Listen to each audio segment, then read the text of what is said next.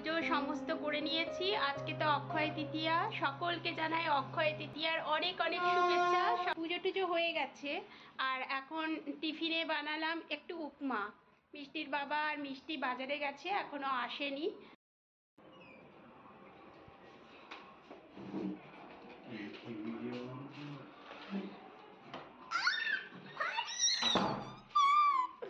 এখন থেকে মিষ্টির বাবার বুধবার করে রেস্ট, তাই বুধবারের বাজারে গেছিল, চলে এসছে। এখন আমরা টিফিন খেয়ে নিচ্ছি। টিফিনটা খাওয়া মাত্রই লেগে পড়তে হবে কাজে, বাজার গোছানো, রান্না করা, যা যা কাজগুলো আছে। আর একার হাতে তো মানে ঝটপট করে ওঠা যায় না, প্রায় 12টা বেজে যায়। বাজার থেকে আজকে চিংড়ি মাছ এনেছে, সেগুলোই বাছবো এখন। আর এগুলো বাছতে তো আরও টাইম, বাছতে বাছতে আমার যখন বাছছিলাম তখন ভাতটা বসিয়ে দিয়েছিলাম। যাই হোক, ভাতটা হয়ে গেছে, ডাল হয়ে গেছে, আর এখন চিংড়ি মাছটা করব। আজকে একটু ভাপা করব, ওই জন্য একসঙ্গে সব মাখিয়ে বসিয়ে দেবো। একটু চিংড়ি মাছে নুন হলুদ যেমন দেয়, আর একটু জিরে ধনে গুঁড়ো দিলাম, নাও দেওয়া যায়, টক দই, আর একটু সর্ষে পোস্ত একটু বেটেছিলাম কাঁচা লঙ্কা দিয়ে, সেটা দিয়ে দিলাম। বেশি করে সর্ষে তেল দিলাম, দিয়ে মাখিয়ে বসিয়ে দেবো। এটা মানে ভাপার মতন। আমি আমার মতন করছি, অনেকে অনেকভাবে করেন, কিন্তু আমি এভাবেই করি। একটু ঝোলঝোলি থাকে আমারটা, কারণ মিষ্টির বাবা এই ঝোলটা খেতেই পছন্দ করে বেশি।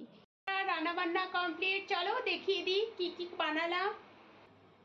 এই যে এখানে ভাত, আর এখানে কালকের ভাতটুকু আছে, আর এখানে আছে পালং শাক আর ভেন্ডি পটল ভাজা। অল্পই করেছি ভাজাটা, কারণ মিষ্টির বাবা পটল ভাজা খায় না, ও ভেন্ডি ভাজা খাবে, আমি আর মিষ্টি পটল ভাজা খাবো। আর এই যে পালং শাক, এখানে আছে টক ডাল, দাঁড়াও, আম দিয়ে টক ডাল, একদম পাতলা পাতলা করে, শুধু শুকনো লঙ্কা গোটা জিরে সর্ষে ফোড়ন দিয়ে করেছি। এই হচ্ছে।